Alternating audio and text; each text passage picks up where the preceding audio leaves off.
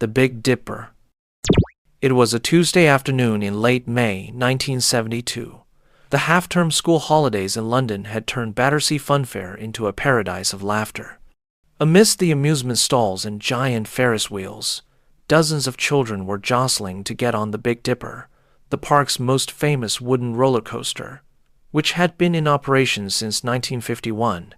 31 passengers boarded the carriage, mostly children and teenagers. 3 wooden carriages were linked together, pulled slowly up the slope by steel cables. As the carriage approached the top, there was a dry crack. The main cable had suddenly snapped. The brakeman, the brake operator, immediately pulled the lever, but nothing happened. The braking system was dead silent. The safety devices that were supposed to keep the train on the slope were all inoperative. In that moment, the screams turned to gasps.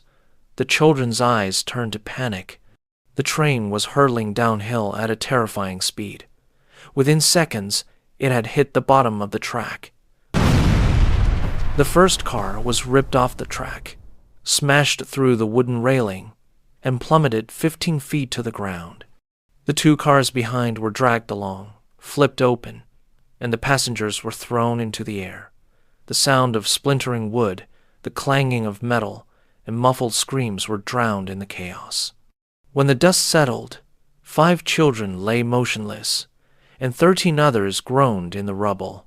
The park was instantly thrown into chaos.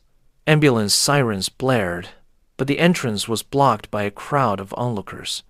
One lucky survivor stood bewildered on the wooden platform near the scene, only for it to suddenly collapse, throwing her straight to the ground and killing her instantly. The investigation revealed a shocking truth: 66 safety violations.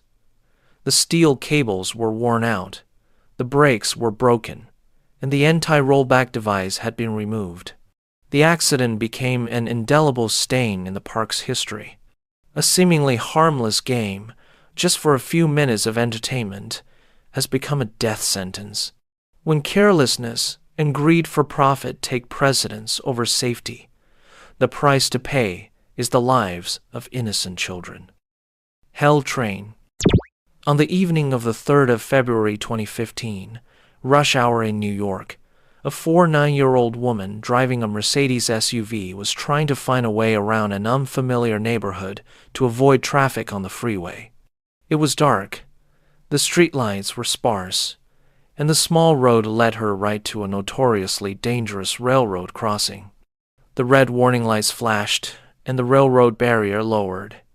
In a moment of panic, instead of backing out of danger, she drove forward, stopping right on the tracks. The barrier collapsed behind her, trapping the 5,000-pound SUV in the middle of the tracks. The second hand ticked. Inside the car, she frantically tried to find a way out, but it was too late. From afar, giant headlights shone straight at her. The train whistle tore through the night. Her heart pounded. Sweat poured out.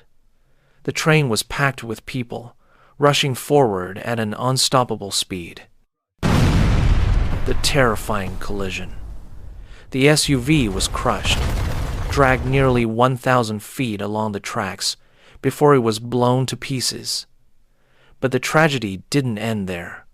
The force of the impact sent steel rails flying, piercing the first train car like red-hot spears. Sparks flew, and flames engulfed the compartment. Passengers panicked, screaming mixed with smoke and the smell of burning gasoline. A train compartment turned into an inferno in seconds. When the fire was brought under control, all that remained was the crushed SUV, the charred train car, and the bodies lying there. 6 people were killed, and 15 others were seriously injured. For many survivors, the memories of the smoke, the screams, and the smell of burning metal and flesh haunted them for the rest of their lives. This became the deadliest train accident in Metro-North Railroad history. Just one wrong moment on the track, one slow decision, and the price was a life, not just yours, but many others.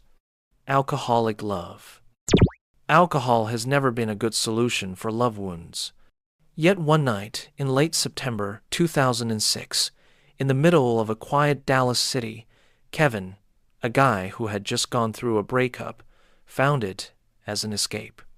After 6 glasses of whiskey and some broken screams in the bar, he rushed out onto the street, climbed onto his bright red sport bike, and let the speed take away his pain.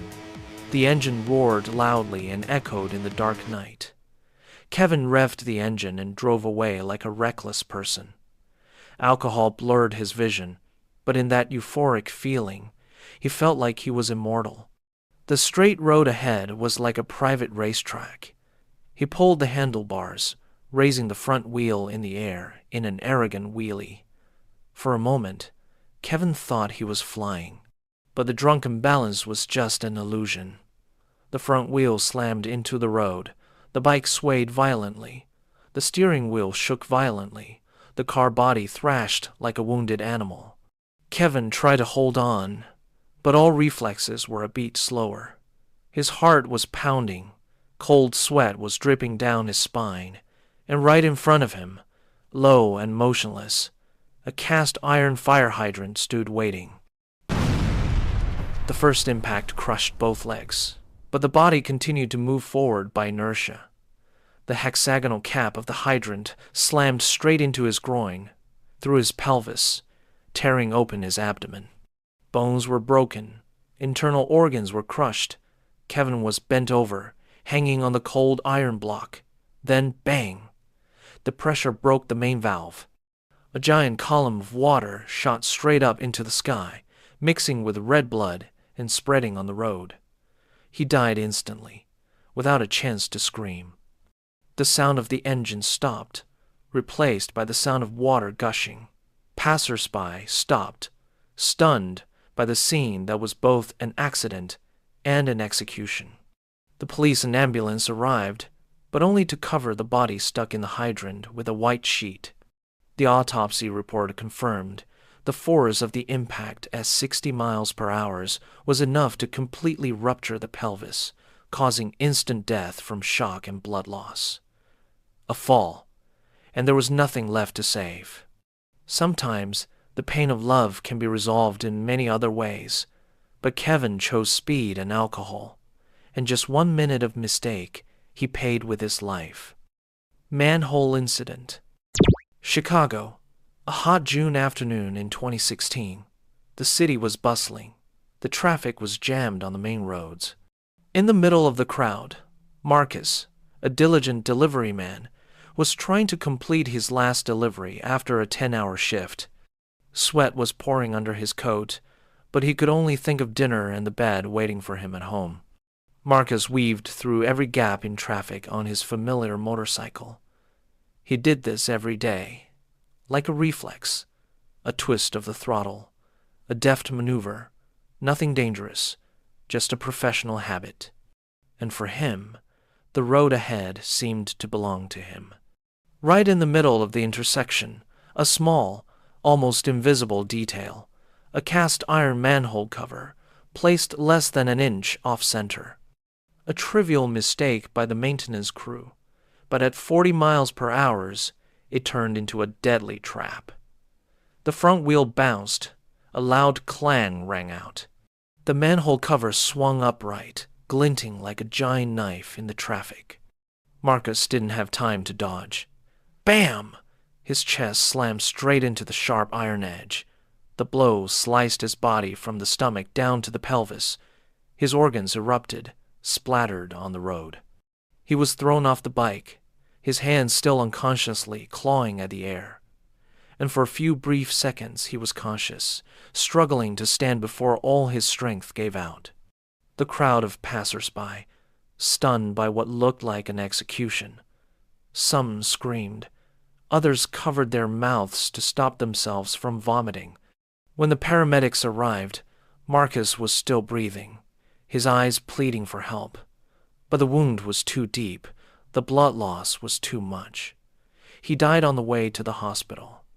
The autopsy report stated that A collision with a 100-pound piece of cast iron had shattered his body in an instant.